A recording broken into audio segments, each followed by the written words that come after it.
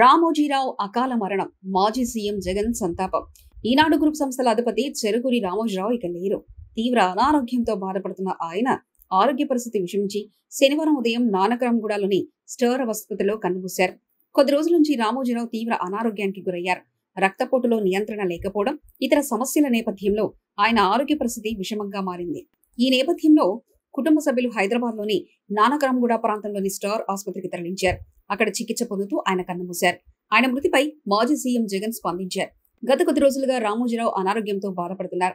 రక్తపోటు ఎంతకు నియంత్రణలోకి రాకపోవడంతో ఆయన గుండెకు వైద్యులు స్టంట్ వేశారు. దీంతో రక్తపోటు కొంతమేర తగ్గినప్పటికీ ఇతర సమస్యలు తలెత్తాయి. దీంతో ఆయనను వెంటిలేటర్ పై ఉంచి వైద్యులు అత్యవసర చికిత్స అందించారు. రామోజీరావు కొన్ని సంవత్సరాల క్రితం కొలన్ క్యాన్సర్ బారిన పడ్డారు. దాని నివారణ కోసం చికిత్స తీసుకున్నారు. తర్వాత కోలుకున్నారు. అనంతరం ఆయన తన పనుల్లో నిమగ్నమయ్యారు. గతంలో మాదిరే ఈనాడు, ఫిలిం సిటీ, ఈటీవీ భారత్, డాల్బిన్ వంటి వ్యవహారాలను పరిశీలించేవారు. కీలక ఉద్యోగులతో ఎప్పటికప్పుడు సమీక్షలు నిర్వహించేవారు. ప్రస్తుతం రామోజీరావు వయసు 88 సంవత్సరాలు. ఆ వయసు రీత్యా ఆయన అనేక అనారోగ్య సమస్యలను ఎదుర్కొన్నారు.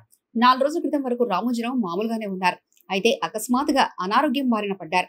అప్పటి నుంచి రామోజీరావు ఆరోగ్య పరిస్థితి విషమంగా మారింది. పేరు పొందిన వైద్యులు ఫిలిం సిటీకి వచ్చి చికిత్స చేసినప్పటికీ ఉపయోగం లేకుండా పోయింది.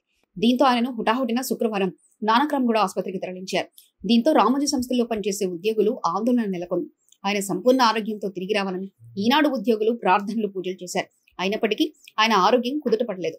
చివరికి శనివారం తెల్లవారుజామున కన్నుమూశారు. రామోజీ కుమారుడు సుమన్, శైలజ, ఇతర కుటుంబ సభ్యులు ప్రస్తుతం ఆసుపత్రి వద్ద ఉన్నారు. రామోజీ మృతదేహాన్ని ఫిలిం సిటీకి తీసుకొచ్చేందుకు ఏర్పాట్లు చేస్తున్నారు. కాగా రామోజీరావు మృతిపై రాజకీయ ప్రముఖులు సంతాపం వ్యక్తం చేస్తున్నారు. ఏపీ మాజీ సీఎం జగన్ ప్రత్యేకంగా సంతాపం తెలిపారు. ఆయన ఆత్మకు శాంతి చేకూరాలని భగవంతుని ప్రార్థించారు. కుటుంబ సభ్యులకు సంతాపం తెలిపారు.